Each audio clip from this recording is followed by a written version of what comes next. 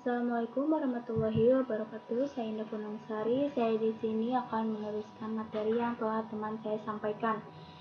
Selanjutnya yaitu sumber daya mineral.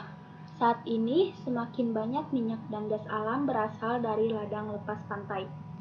Amerika Serikat dan Meksiko sumber minyak lama dieksploitasi di Teluk Meksiko. Untuk lebih dari 30 tahun, sumber utama minyak bumi Amerika telah dari perairan berbahaya di Prudhoe Bay, Alaska Utara. Ladang minyak penghasil terbesar di Eropa berada di laut utara pantai barat Laut Benua. Ada ladang lepas pantai di Kaspia Laut dan Teluk Persia di Asia Barat Daya. Di Amerika Selatan, sebagian besar minyak Venezuela berasal dari Danau Maracaibo. Saat ini Brasil memiliki rencana untuk mengembangkan ladang minyak jauh dari pantai dan di kedalaman hingga 4,35 mil atau 7 km. Beberapa negara Afrika juga memiliki produksi lepas pantai. Setiap mineral yang ditemukan di darat juga ditemukan di laut. Itu masalahnya adalah bahwa konsentrasi sangat rendah sehingga tidak bisa direklamasi, setidaknya secara ekonomi. Garam tentu saja merupakan pengecualian.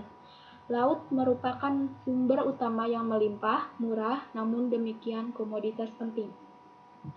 Selanjutnya yaitu ada rekreasi dan penggunaan lainnya. Ada banyak kegunaan air lainnya sebagai sumber daya alam yang vital. Pantai menarik jutaan pengunjung yang datang untuk berenang, perahu, ski air, atau hanya menikmati sore musim panas yang santai. Beberapa menikmati memancing atau berburu unggas air. Banyak orang lain menikmati berkemah. Orang bersedia membayar premi harga untuk tinggal di dekat pantai. Selanjutnya yaitu ada masalah terkait air.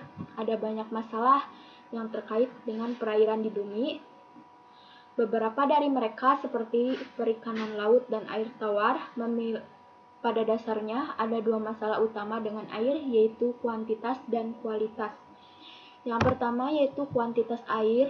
Sejumlah ahli percaya bahwa akses ke air akan menjadi utama sumber konflik selama abad ke-21. Ini mungkin baik benar.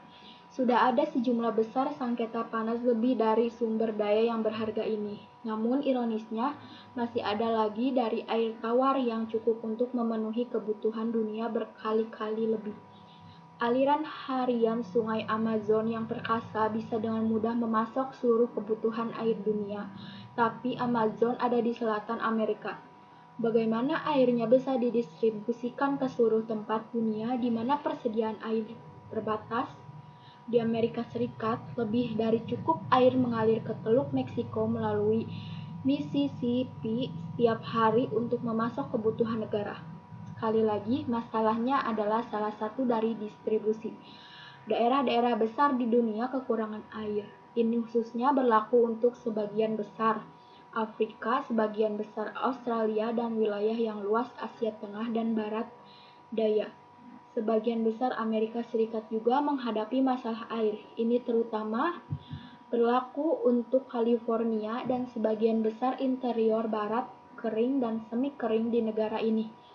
Tetapi beberapa lembab, seperti di daerah besar di Tenggara, juga mengalami kekurangan air berkala dan sering parah. Jika suatu negara berkembang secara ekonomi, ia memiliki opsi. Beberapa negara seperti Israel mendapatkan sebagian dari air tawar mereka dengan desalinasi, menghilangkan garam dari air laut. Lainnya seperti Amerika Negara dan Libya telah membangun sistem saluran air rumit. Itu memindahkan air dari jarak jauh. Di California, Nevada, dan Arizona, air dialihkan dari sungai Colorado. California juga mengetuk persediaan air lainnya. Misalnya, negara membangun panjang saluran air yang mengangkut air dari bagian utara negara ke bagian California Selatan yang padat. Proyek air paling ambisius di dunia adalah Libya, seorang kaya minyak negara Afrika Utara. Menurut beberapa perkiraan, ini adalah proyek rekayasa terbesar dan paling mahal yang pernah dilakukan. Sungai buatan manusia yang hebat, dimulai dengan serangkaian lebih dari 1.300 sumur yang mengambil air dari jauh di bawah gurun Sahara. Jaringan pipa bawah tanah sepanjang 2.500 mil atau 4.000 km kemudian mengangkut air ke wilayah pantai Libya, di mana populasi terkelompok dan sebagian besar pertanian dan industri. Selanjutnya, masalah dari kualitas air.